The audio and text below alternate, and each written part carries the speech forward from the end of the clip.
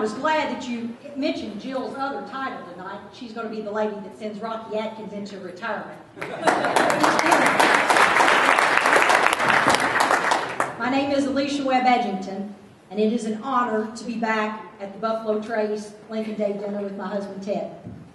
I'm here tonight, but I'm not here as your MC anymore. I'm here as the candidate for United States Congress, and I'm humbly asking for your support. I want to thank all of you all that have had a part in organizing this event. I recall 2 years ago when Rick Van Meter worked tirelessly to assist in orchestrating this event, and now I'm proud to say that Rick Van Meter has come home to run my campaign. As a former state trooper, I can tell you there were a lot of things that kept me up at night.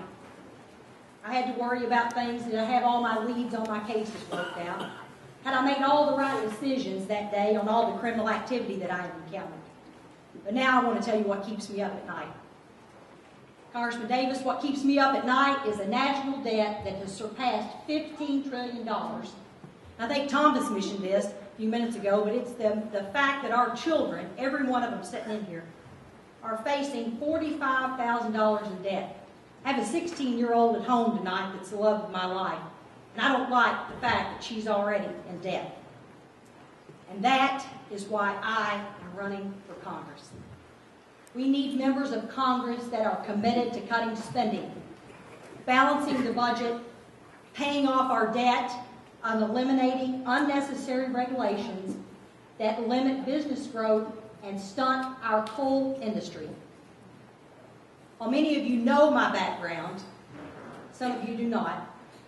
So why should you trust me to go to Washington, D.C.? Growing up, my father was a small business owner. My mother was a school teacher. We never knew of having just one job. We had a working farm, we owned a grocery store, we had a car wash, and later we owned a garbage company. I learned the value of hard work and perseverance and commitment to family and faith in God. Those combined with the generations of Republicans in my family helped to shape who I am and what I am and how I want to lead in the United States Congress. In the state police, we worked long hours, and we had to make a lot of difficult decisions. We were out on the road late at night, and there was a number of times when I was out on the road by myself that I had to take some pretty bad guys to jail. And even though they were a lot bigger than me, I will tell you, if I decided somebody was going to jail, they went to jail. As you can imagine, that led to a few altercations in life, and 2 broken noses later, I never backed down from fulfilling those responsibilities. Now, what does that have to do with me running for Congress? My friends, I can tell you right now, you can trust that I'm not going to have a problem looking at anyone in D.C., whether it's the politicians, the party leaders, the lobbyists, or anybody that wants a favor. I'm going to Washington, D.C. to serve the people. 2005, the governor appointed me as the executive as the executive director for the Office of Homeland Security. That was one of 3 women in the nation at that time. I learned as the Homeland Director that ignoring threats and isolating ourselves from the world will not make us safer. We cannot ignore the threat of a nuclear Iran, and we must stand up for Israel, our greatest ally in an increasingly unstable Middle East.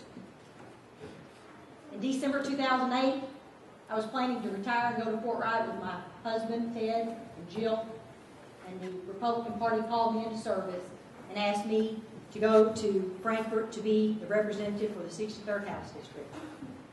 And as a candidate, I pledged that I would be a fiscal conservative and a social conservative. And as a state representative, I have lived up to those campaign promises. I signed a discharge petition to force an up and down vote on pro-life. I've never voted for a tax increase. I've sponsored legislation to support the Second Amendment. And I went against members of our own party in regards to voting for a gas tax, a cigarette tax, and an alcohol tax. Ladies and gentlemen, I want to tell you right now, you've got choices in this. we are well aware that politicians say a lot of rhetoric. I have a voting record. I want you to look at my voting record.